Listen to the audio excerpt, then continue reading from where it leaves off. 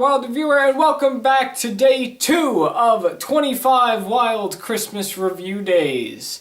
Yesterday was very overwhelming. Did I say whiz? It was. It was a very overwhelming day. Not only was this project getting started, but I touched upon a very big topic. We talked about A Christmas Carol yesterday, and I discussed 4 different versions of A Christmas Carol and went over the whole general idea of A Christmas Carol, and I thought it was pretty good. Well, today I'm talking about something dumb. This is Grandma Got Ran Over by a Reindeer. The TV movie. The title, Grandma Got Ran Over by a Reindeer, may sound a little familiar to you, probably because you have seen this TV film, but you might know its origins a little better if the name rings a bell, because this is based off of a song called Grandma Got Ran Over by a Reindeer. Released in 1978, Grandma Got Ran Over by a Reindeer was one of those novelty Christmas songs written by Randy Brooks and performed by Elmo and Patsy Trigg Shropshire. Shropshire.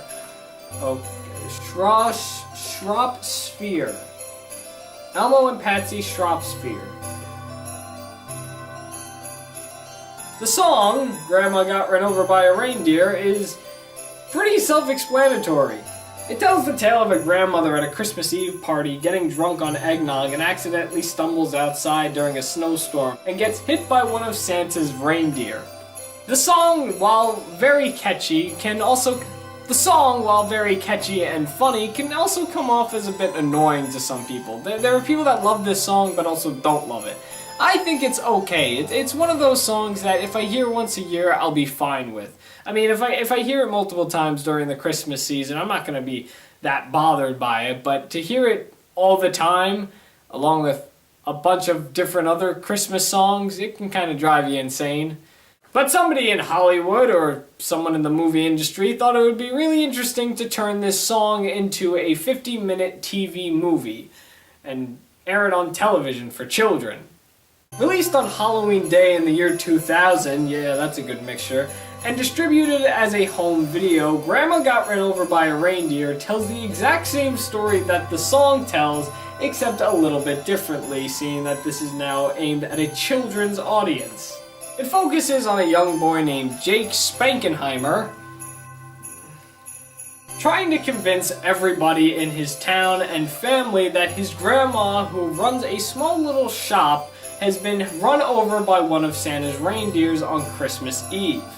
Everybody doesn't believe him, seeing that nobody in the town really believes in Santa Claus, nor do they think he exists. This whole event seems to stir up some trouble as well, as a man named Austin Bucks, one of the wealthiest men in the town of Cityville, notices that Grandma's little store that she owns is the only piece of property that is not owned by him. So he tries to buy it out, but Grandma, before going missing, didn't want to buy it.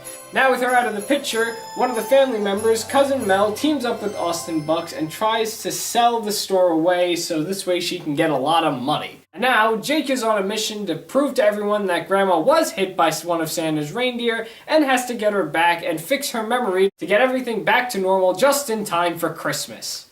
This is so dumb! Okay, let's start off with a few things. First off, does Grandma Got Ran Over by a Reindeer play at all in this special? Yes, it does. It plays 3 times. In fact, we even see her get hit 3 times in the special. So there's that, just to get it out there. Sometimes I wonder why this was made because, well, I mean, I kind of know the answer. Money, obviously, but I personally don't think there was a need for there to turn an innocent, childlike, funny song into this. The guy who performs the song, just so you know, Elmo Shropshire, is actually part of the production of this little special. However, he didn't take any part in directing it or writing it, I don't believe, but he did provide the voice for Grandpa and the narrator, who is also Grandpa. He is in the story himself, and he performs most of all the songs in this, which is another thing, which I'll get to in a minute. I think the one thing that troubles me about this whole entire story itself is the fact that nobody really believes that Santa Claus is real. So in the special, we have Jake being the typical kid in one of these Christmas specials or films that questions the reality of Santa Claus, whether he's real or not. So obviously this is an issue that we have to bring up in the film, just like we have to bring it up in a bunch of other Christmas films where kids don't know if Santa Claus is real or not. What kind of is aggravating is that the film doesn't really know what to answer with. The parents make up weird excuses saying that, well, he was real at one point, but, now it's, he could still be here. He's either real or he's not. And majority of the time, a lot of them say that he's not real. Cousin Mel says it, the cops say it, everybody basically says there is no such thing as Santa. Meanwhile, the main plot of the story is that Grandma gets run over by one of his reindeer. So I'm pretty sure it's important to establish that Santa Claus does exist in this movie. I think what's more infuriating about this is the whole thing that goes on at the end with Santa. Throughout the whole entire film up until the ending, we see Drake trying to tell his parents and everybody what happened to Grandma. She's missing now. She got hit by one of Santa's reindeer. And everyone claims that he's got Santa Claus... What is it? Not itis. I don't know. They claim that he has some sort of disorder... seeing that he still believes in Santa, like it's apparently a bad thing to believe in Santa Claus. Not only does Cousin Mel say it, but the cops say it as well. This kid seems to have a case of Santa Claus syndrome. He believes in him. No crap. I mean, he's a kid.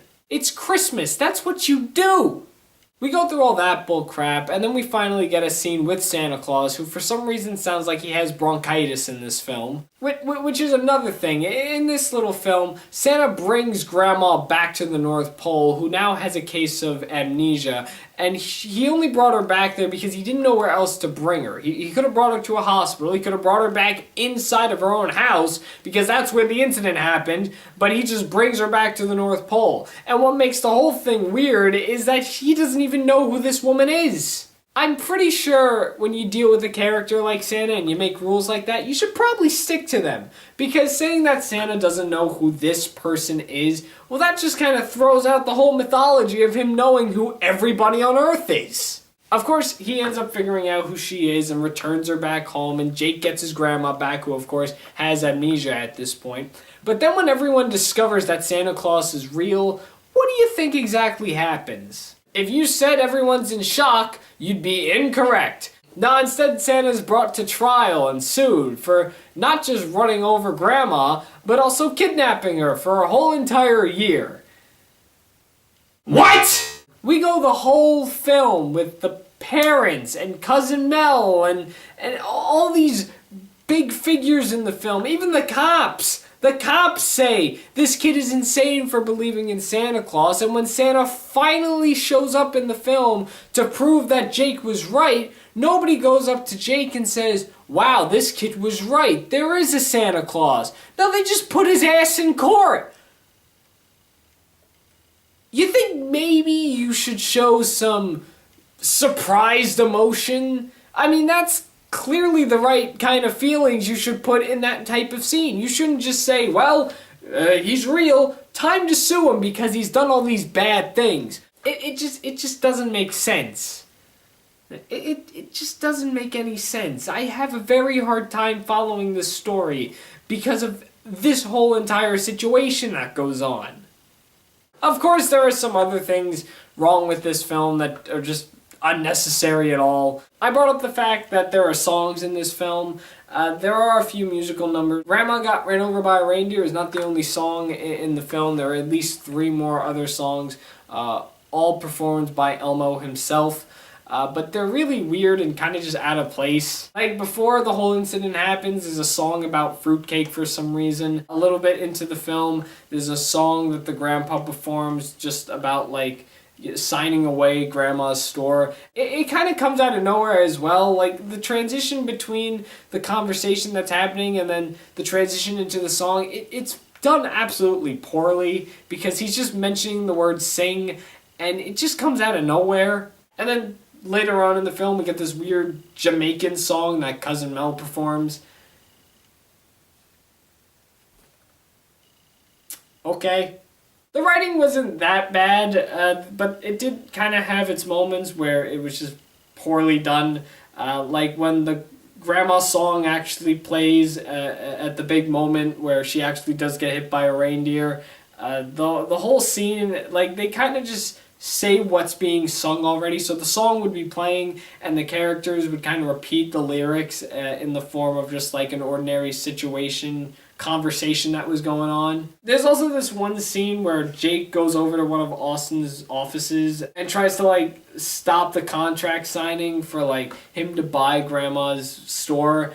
And there's this weird like awkward pause that's just placed right in the middle of a really bad joke. I don't know why that is. I'm going to assume maybe because it's like how sitcoms are done, where like you say a funny joke and then you take a pause this way. The audience can let out their laughter, so this way they're not laughing over the rest of the dialogue. But the thing wasn't that funny, and that long pause was really awkward. Overall, not a really big fan of Grandma Got Run Over by a Reindeer. All the times that I've seen this little short, I saw it once in full a long time ago, and then I recently came back to it to do this, and I didn't enjoy watching it both times. I thought someone was up the first time I watched it. This time, I mean, I've seen this special a few times in the past. I've recently just seen it again to do this little review on it. But I've seen it, I watched it in full once when I was little, and then I would see bits and pieces of it as the years went on. Some years it would play on Cartoon Network, and I would usually catch like the ending of it. I kind of avoided watching it because I just wasn't a big fan of it. And looking back on it now, it's just like a really unnecessary little special. I don't know. You might have a different view on it. What do you think of Grandma Got Run Over by a Reindeer, the movie? Do you like it or do you not like it? Do you think this type of film was necessary to make or not? And what would you do to change it? I would personally get rid of everything that is crap, which is the whole store buying plot. I think that's absolutely unnecessary. What should have happened was it should have focused on Jake and his grandpa, seeing that they're the only ones that really take this issue very seriously, and we should have seen their journey to the North Pole to regain their grandma, who they know for a fact is possibly with Santa. That's what we should have seen. Instead, we got this weird piece of crap. No! That's all I gotta say about Grandma Got Run Over by a Reindeer, the TV movie. Hopefully you enjoyed hearing me ramble on this. Let me know all your feelings about this in the comments below. And thank you for watching this episode of 25 Wild Christmas Review Days. We got a lot more days ahead of us because we're literally just getting started. Hopefully you come back tomorrow because I'm going to start touching upon the Rankin Bass TV specials. Yes! I'm only touching upon 3 of them. I know there are a few more that are Christmas related, but I'm mostly going to be talking about the main 3 ones. And tomorrow we're starting off with Heat Miser and Cold Miser. If you know where they're from, you have a pretty good idea what film I'm talking about then. Thanks for watching The Wild Reviewer. I'm The Wild Reviewer, and you just saw me review a thing.